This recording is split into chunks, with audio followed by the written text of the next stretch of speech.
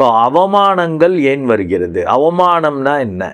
அதாவது உங்கள் மனசு காயப்படுற மாதிரி, உங்களை அலட்சியப்படுத்துகிற மாதிரி, வார்த்தையால் புரிய வைக்கிறது. வார்த்தைக்கு ஒரு மரியாதை பவர் உண்டு.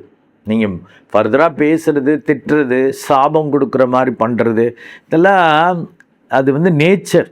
ஒரு அசுர சுபாவம் இருக்குது. அந்த அசுர குணத்தில் நீங்கள் பிறந்திருக்கீங்கன்னா அது அப்படி தான் வரும். அதுக்கு என்ன தீர்வு? இந்த அவமானத்தை எப்படி சரி பண்ணுறது, டைலூட் பண்ணுறது?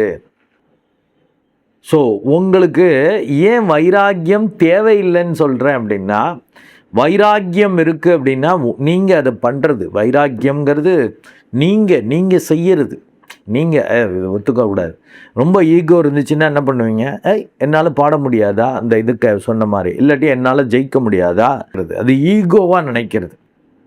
நான் அடைந்தே தீருவேன் அப்படிங்கிறது, அது எல்லாமே அந்த ஈகோவால் வர்றது.